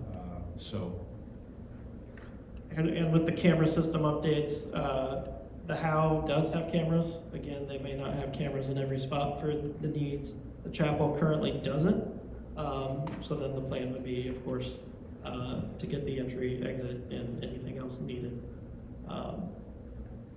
The carts cabling for hard equipment, etc. Currently, carts are all in good standing, so we're just looking at just general cabling needs for buildings. Copier services, so Jessica, I don't know if they've said anything to you, but we have a 5-year? It was a 5-year lease. Yes. 5-year lease, and they got some pricing for new Sharps, so they're actually running the numbers to see if it looks like it makes sense to switch, because Access Systems basically got a statewide deal for all education for Sharp printers, so they get some special pricing. So they are kind of working with me on what our current devices needs are right now, and kind of how they're configured, and then we'll be getting with you, Jessica, on saying, hey, does this make sense to renew now, or do we wait until the lease is up? And then other tech equipment, software, that's just kind of for anything that basically isn't quite planned or something that breaks. Computer equipment, or if there's, something in the lab that breaks, so that money's there. Yeah, and then we build in other as well. The Pebble dollars, we use them for technology, not exclusively, but Pebble dollars can be used in the same manner as the save dollars, the 1 cent sales tax dollars. So we just build in some other, just in case, just in case something happens. So we try and budget all of that in. So our total on that right now is $1.228 million as a spend for fiscal year 27. I'll pull this up for you so you can see, Nick. This is what Nick sent me. Nick Lavacek is our Apple representative. This one is just students 9 through 12. If we went to a MacBook solution, I gave him our numbers for next year, about 540 students at the high school. This is the price point that he used for a total of $312,660. So, and then the Apple Care on top of that. So be looking at, if you were going to outfit the high school with laptops, just short of $400,000 to do that at that price. So, I was thinking about it today. The timing on it, however we configure the leasing or the payment on all of that, timing of it might not be bad as we got that reimbursement for the safety grant. And then he did include the buyback numbers of 540 iPads. If they were grade A, we'd get about $127,000 back on those, and then the minimum would be $88,000 for the buyback. So, and he gave a 3-year and a 4-year purchasing option. This would be the annual spend on a 4-year, $98,280, and $131 on a 3-year lease. And one thing, to remember is we probably don't need any cases to cover the laptops with the Apple Care, but then we might have to look at backpacks or how they're going to travel with those devices. But I would, having Apple Care, I wouldn't recommend putting a case on the laptop. So our current Apple lease payment, if we made no changes, would be $660. What was that? $460. The current number is $437. $437. So if we went this route, that wouldn't be an additional $131 over the $437, would it be? No, because that's a good question. You are pulling, you're selling back 540 iPads. So we'd have to have him run those numbers on that lease. Does the buyback then, do you use that buyback? Can you pay down, that lease or part of the lease? We just haven't gotten that far with it. So. But then the 540 iPads would come off of this 437,000? That's theoretically, yes. Right. Yes. I don't know. I mean, you potentially could. Go ahead. If you combine versus 2 transactions, depends on which way you want to think of it. I mean, does you take the 430, subtract the buyback, and then have a separate line item, or is it converged into one? Buyback. I mean, the 437 is to use those iPads for 2 more Yes. years. So we would Yeah. pay for those iPads Right. for that portion. That is Plus the buyback. that is not theoretical, that is accurate, yeah. I just don't know what the number is, you know? I mean, another thought that I had just looking at it, you know, you get the buyback and then you just purchase these. You just go ahead and purchase them and not lease the MacBooks, you know?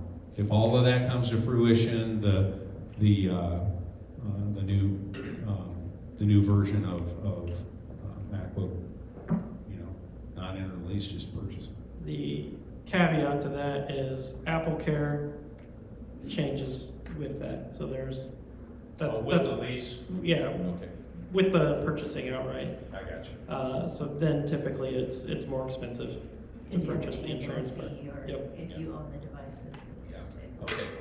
Well, then the 3 and 4, we've had the 4 year and we've decided to go to 3 years previously, correct? Because that 4th year you see a lot more Yeah. issues with battery life or just the machines are past there. Yes, It's getting passed. So the preference even on this would be looking at more that 3 year the, with a lease, because that way you get the Apple Care. yep, the last two have been 3 years. Before that was a 5-year that they ended up selling back at the 3-year mark. Mhm. So the 3 years have worked well. Yeah, and the Apple Care, is this right? You can buy it, but it gets a lot more expensive after that, after year 3. So, We'll be anxious to see what those numbers are, so. yeah. Yes. Can I ask you, I mean, you were at the meeting, Kevin was at the meeting, or do you think we're talking about just 9/12? I would definitely start at 9/12, that's where my table had the most feedback. I had a middle school student, and I think for what they're using for, there are some inconveniences with the keyboard, but overall, The complaint from the middle school is that when they had the laptops, the teachers had more powerful software to see what the students were doing, which isn't available on Apple. You have Apple Classroom, but it's toned down on what they can manipulate. They can see the screens.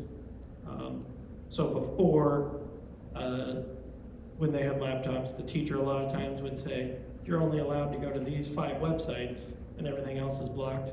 We can't currently do that on the iPads with the way they're configured now. So that would be probably what you'd hear the most from the middle school. Craig, you have a middle schooler Yes, and their feedback? I haven't asked for any specific feedback, but I will.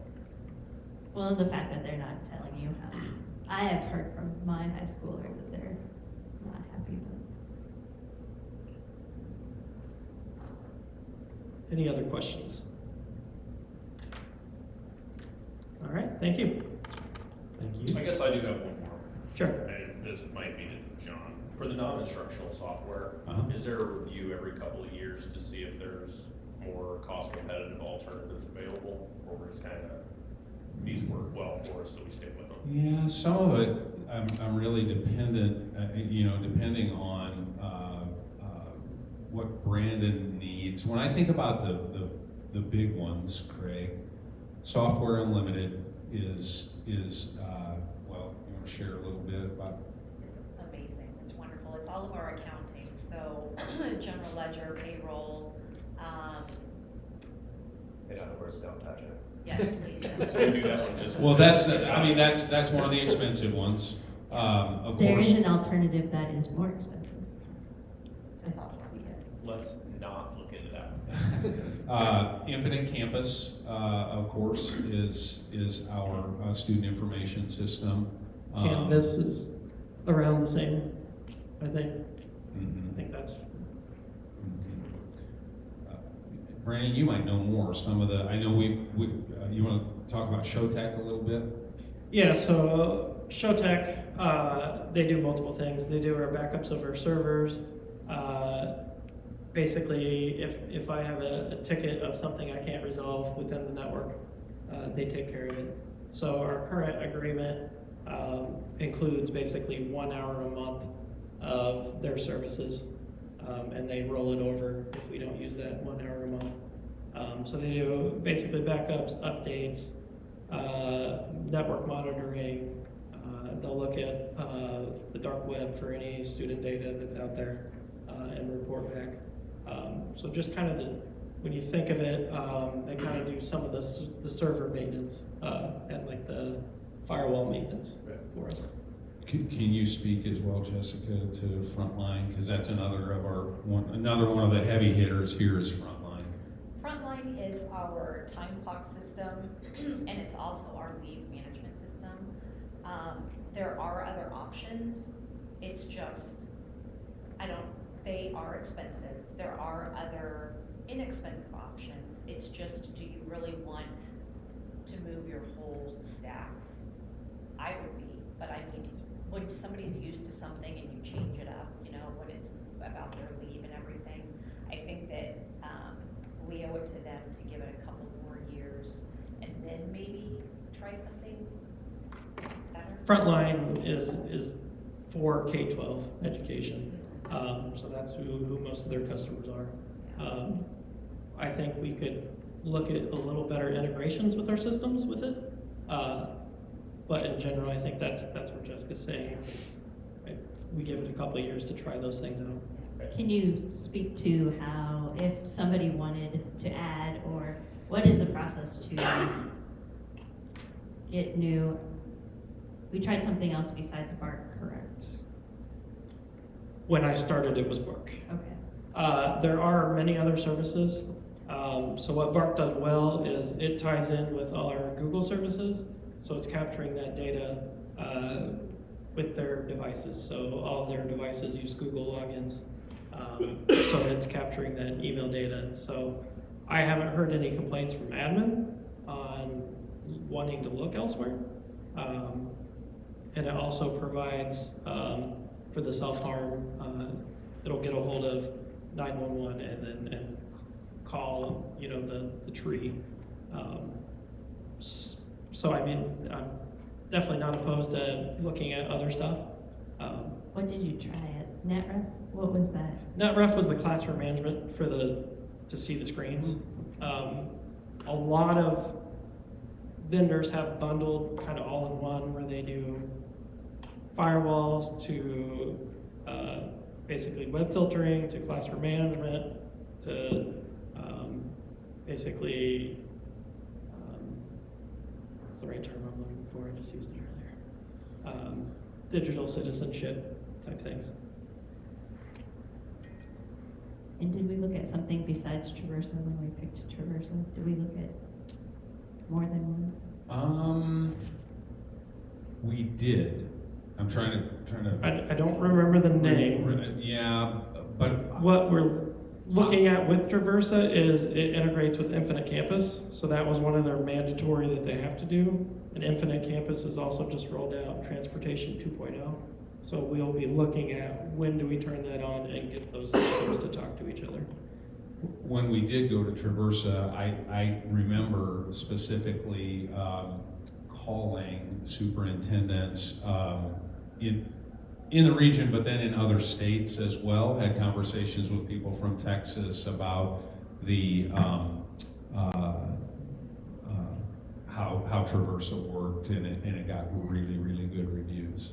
So it's when the state was looking at doing one Student SIS, management yes, system?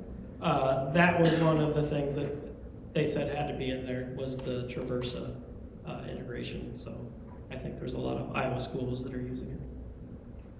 So again, just for kind of higher level tonight, if you spent in fiscal 27, you know, that $1.228 million, you would potentially have again a healthy balance in PEPL of just over $3 million at the end of fiscal year 27.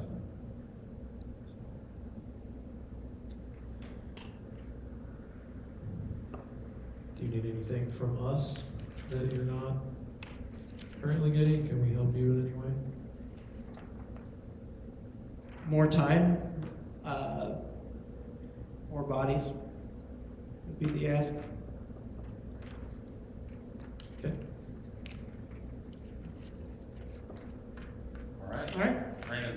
Thank you. Appreciate it.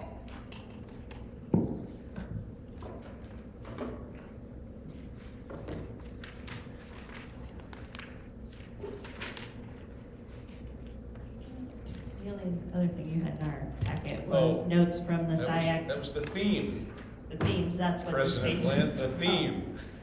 If you'd like some more information, Mark or It's not a Kelly hot could share. topic, it was the theme. So I wanted you to see, that's what, some of the conversation that was had at SIAC, and we took all those notes and put together some themes, and so that's what you got there. All right, on to new business. First, we have consideration to approve the 2026-2027 school calendar. Would recommend that you approve. I'll move to approve. I'll second. Jessica, roll call. Flint, Yes? Williamson, Yes. Schrader, Yes. Overberg, Yes. Hampton, Yes. Maher, Yes. Hurd. Yes. Next, we have consideration to approve the 2026-2027 Great Prairie AEA District Service Plan. All right, Dr. Butler, now you're up. So guys, if you remember, this, we now receive 100% of the media and ed services dollars. For us, it's about $240,000 each year.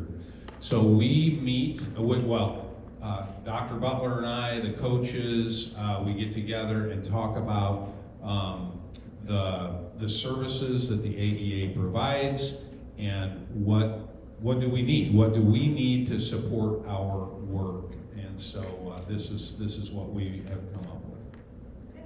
So starting out. Will you use that document? Because live streaming. All right. Starting off, we currently have a literacy consultant, Kara Beach, who comes to us 1 day per week. She works primarily in the elementary buildings. This year she is, however, also working in some of the secondary buildings 1 day a week. We would like to continue that. She's doing some amazing work with our building leaders and our teachers. So the ask is for 34 days next year of Kara Beach. That's that first item. And that would support the district goal of 80% efficiency. Absolutely. And her focus right now actually is it's the reading and also the writing. So she's getting into the writing this year. We want to hit that hard again next year. Writing is that area we really need to focus on. So it's $28,764 for that 1 day a week of literacy consultant With the 2% discount, with the 2% discount. $28,188. Thank you for that. Well, Okay. we're past that signing date. We're good. Okay. We're good. We got permission. Okay. Thanks for pointing that out. Yeah, we got permission to, we told them we had this meeting tonight. We've been working on it. And the person in charge of it said, oh, when is your next board meeting? I said, well, we're not meeting until the 23rd. She said, it's fine. We'll give you that time. Okay, second thing is crisis response support. It's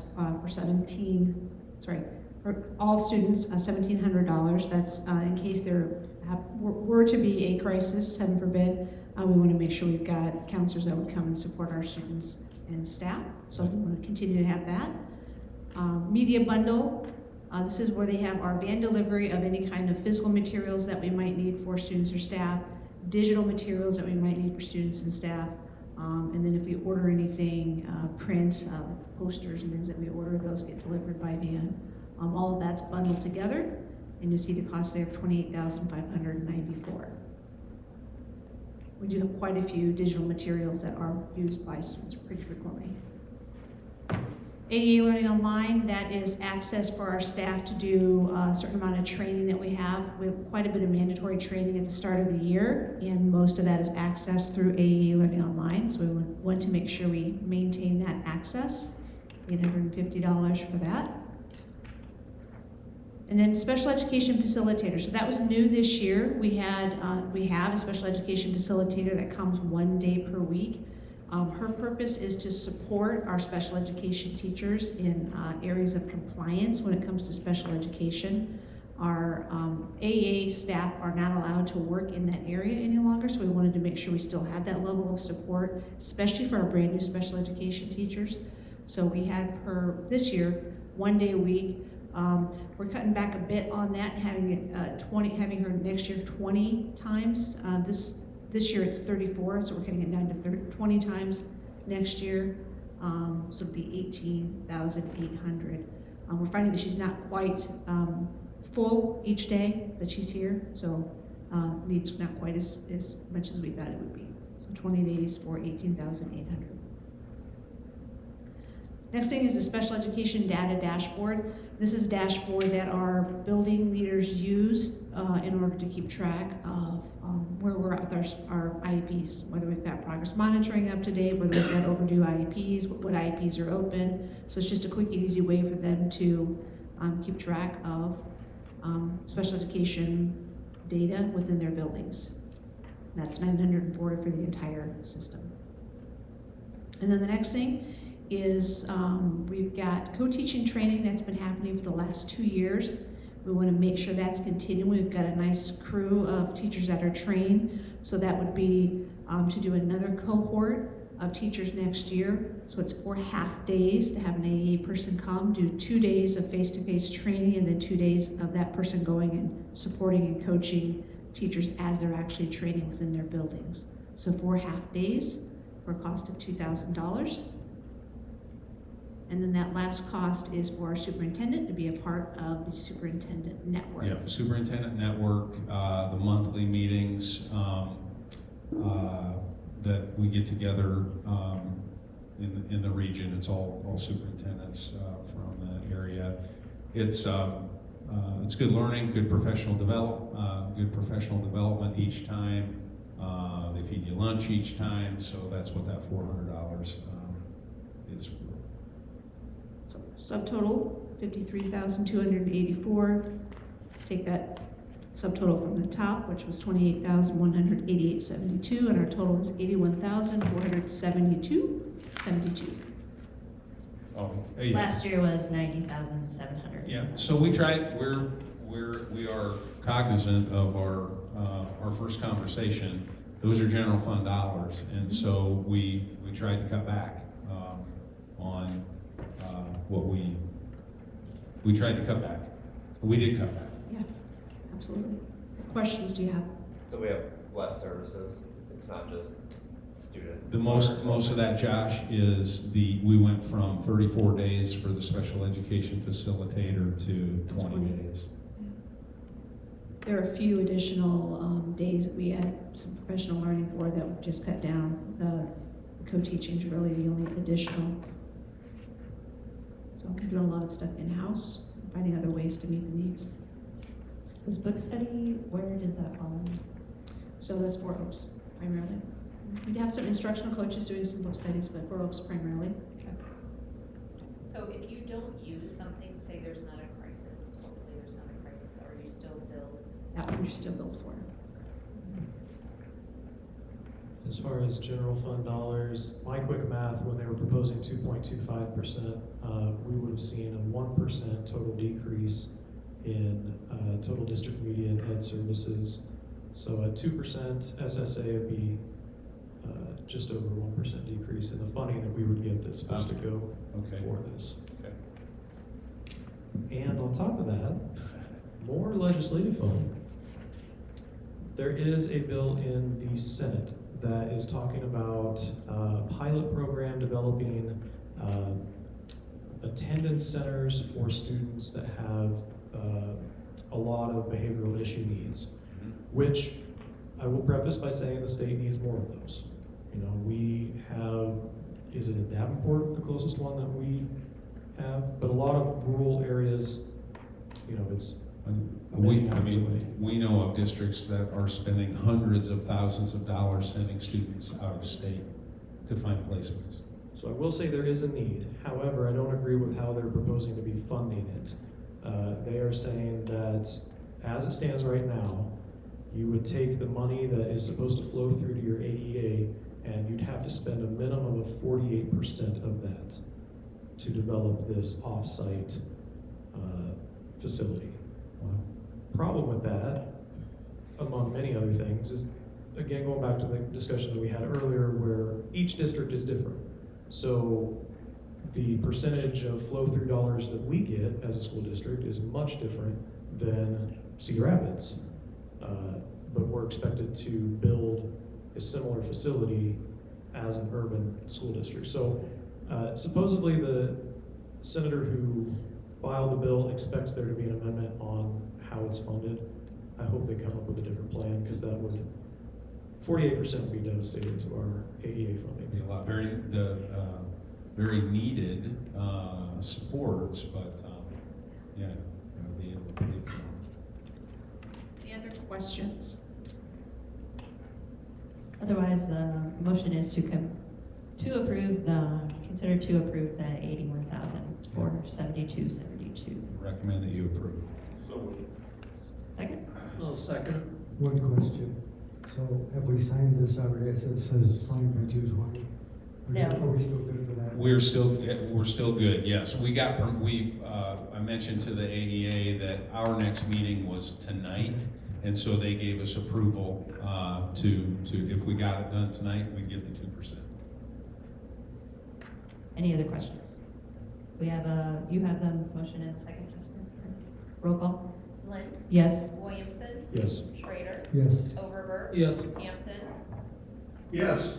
Maher. Yes. Hurd. Yes. All right, the last item on our agenda is to go into closed sessions for a negotiations discussion, which is exempt from our open meeting law. So, thank you all for coming. Thanks, guys.